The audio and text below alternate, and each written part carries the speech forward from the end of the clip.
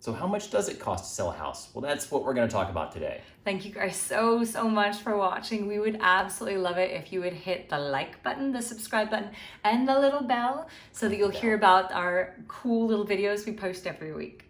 We are John and Alyse with the Heart of Austin Homes team, powered by Keller Williams. And at this point, we have sold quite a number of homes, so we're happy to share the cost breakdown involved. So let's get started.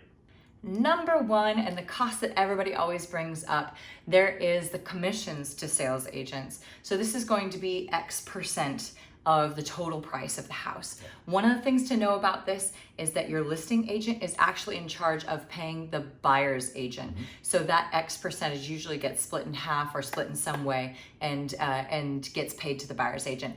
And then another thing to know is that they don't actually get to put all of that in their bank account between paying brokers, self-employed taxes, all of the advertising fee, staff that go into helping market the house and keep things going, and then any preparation things that they're involved in. That money gets split up a good number of ways. Yeah, and it's most likely that your listing agent will pay for a lot of services to help prepare your house for sale.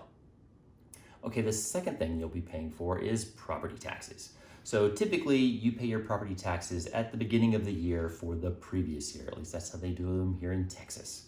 So typically your lender is going to collect as part of your payment money that gets put aside in escrow to cover your taxes. And so that escrow account will get paid back to you when your note is paid off. But at closing, you're going to pay the prorated amount of tax for the portion of the time that you lived in the house. So if you sold the house June 1, then you're going to pay taxes from January through whatever the month before June is, right? Exactly. May.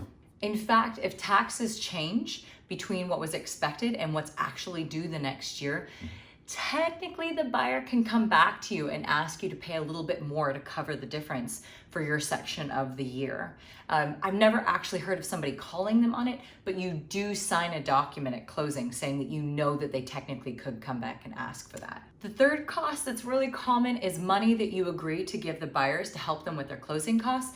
This can frequently be just something they ask for up front in the contract, or it can be negotiated as a way to help them pay for repairs that you agree upon during option period. If it's a crazy seller's market and you have a lot of power, then you probably aren't going to be giving them a heck of a lot of closing costs. On the other hand, if it's a great buyer's market, then you may be giving them more closing costs because they're in a more powerful position.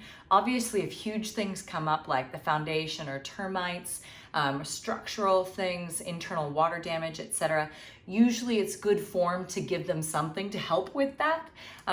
But again, it's really dictated by the market and the situation. The fourth cost is money set aside to pay for a home warranty. And what this does, it's usually about $400 or $500. You can go more for like the premium warranty packages, but this covers any sort of breakages in the home for 1 year. And the main benefit to the seller is that you don't want that buyer calling you if their stove breaks. And the warranty just takes care of any of those little incidental breakages or faults in anything inside the house for that first year. Frequently, the home warranty covers a lot of things that homeowners insurance does not. And say the dishwasher breaks down, floods the kitchen, you want them calling the home warranty company and the homeowner's insurance company instead of calling you and trying to sue you for water damage in their kitchen. Number 5 are title insurance and escrow fees. So title insurance is the insurance that a buyer gets in order to make sure that no one's going to show up at their door and say that you didn't have a right to sell it to the buyer, that you fully owned it and that you could sell it to them. So insurance basically covers if somebody does show up and claims that, or claims a lien against the house, etc., from when you owned it. And then there's the escrow fee also, and that's what they charge for actually handling all the paperwork, actually handling the buyer's earnest money, and helping you with the transaction. And what do I mean by holding on to the buyer's earnest money? So in a transaction, this is the larger check that the buyer pays right up front when they go under contract, usually 1 to 3% of the house. The overwhelming majority of the time, it's 1%.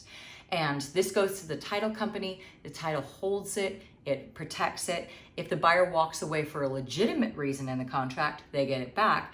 If they walk away for not a legitimate reason in the contract at the last second, leaving you in the lurch, then this is kind of your apology money, if you will, that you get to help make up for that.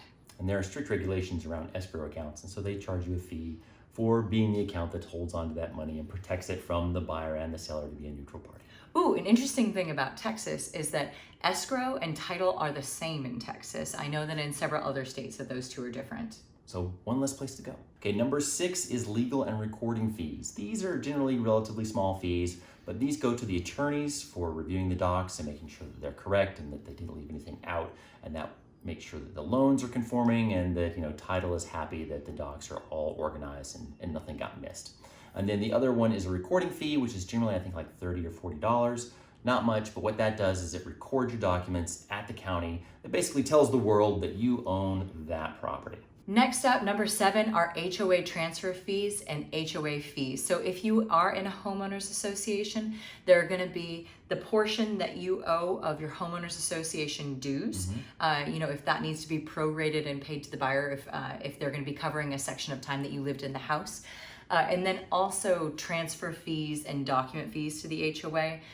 So HOAs will frequently have, a reserve. They'll require, $200 for a transfer fee, $300 for the documents, etc. There are a variety of HOA fees, and each HOA honestly is a slight bit different on which fees and such they charge. So really normal for all of those fees that we just talked to add up to is about 7%, sometimes more, sometimes less, depending on a variety of factors, repairs, commissions, etc. So some people might consider selling your home on your own or selling it by owner. Now, the main reason for doing this, of course, is to avoid the commission fee, which is the largest expense in all the fees in selling your home, which is fine. I've seen people do it, but you just have to be willing to know what you're getting into. So the worst part, in my opinion, about selling by owner is that people who come to buy homes that are for sale by owner are looking for a deal. They're typically investors, and so they're going to undercut you on price, and your home isn't exposed to the full market like it is with real estate agents. So when a real estate agent comes with a buyer, real estate agents come with pre-qualified buyers. They've already vetted them, they know that they're working with a lender, and so they actually have the ability to buy a home, and that is a retail buyer. And you're gonna get as many people looking at your home as possible and hopefully even competing for your home. Whereas if you've got someone coming to buy your home and it's not on the open market, then they're looking for a little bit of a discount. So whatever discount that they might expect to get, you have to ask yourself like, okay, is this discount more or less than what I might save on the commissions? And then on top of that, meanwhile, if you want to hold open houses, you're sitting in the house, you're trying to figure out how to get it onto a variety of websites. You're trying to figure out how to market it, how to get the best pictures, what it needs to look like, where it's actually going to sell, what vectors. You're worrying about all of that. And then here's the kicker, is that for sale by owners are actually fraught with lawsuits. They have a much higher rate of lawsuits than transactions done with an agent. So altogether, you're looking at getting less money because those buyers think that they're going to get a discount and expect to get a discount because they don't have an agent representing them, and they tend to be more likely to be investors. Meanwhile, you're spending a lot of extra time and money doing the marketing that an agent would usually cover for you, and you're getting sleepless nights because you're worried about a lawsuit that's much more likely with a for sale by owner. All of these things tend to be covered by having a really good agent, and the key is really good agent on your side. So now you know what it costs to sell your home, but do you actually know what it's worth? Now, you might talk to your neighbors who've sold their home and they'll tell you like, well, hey, I sold my house for $400. When in reality, they probably sold it for $385 or $390, which, $400 is close enough, but that extra $15,000, that makes a difference. Make a big difference. And so what's really important to know about that is what things actually sold for and recorded as selling for, because that's what appraisers are going to use. That's what other agents are going to use in order to price your home, to tell their buyers what to offer. So if you would like to know what your house is worth, we're super happy to help. We actually just genuinely love helping people. And so we can get you over a quick, no cost, no obligation, nothing price estimate so that you can calculate, what those costs look like, what your approximate net is going to look like. And a lot of people at this point are going, is now the right time to sell, or should I wait a year or two? And that's a really important question to consider. We're also happy to get you over a quick idea of what market stats are looking at, like how fast things are selling, and just generally what the market is doing relative to other years. So 2 questions for the comments. Do you happen to want to know what your house is worth? And then also, is now the right time to sell? Feel free to throw any questions you might have on top of that into the comments below. We would love to help out in any way we can. Yeah, we'll answer every single one of them. Thanks so much for watching. If you got some value out of this video, please be sure to click like. And if you want a new video that we release every week, please be sure to click the subscribe button and the little bell if you want a notification when we release a new one. Ding. And if you like this video, you might want to check out some of our other recent videos, South Austin neighborhoods and what it costs to live in Austin. Thank you guys so much and see you next time. Bye-bye. Oh, shush.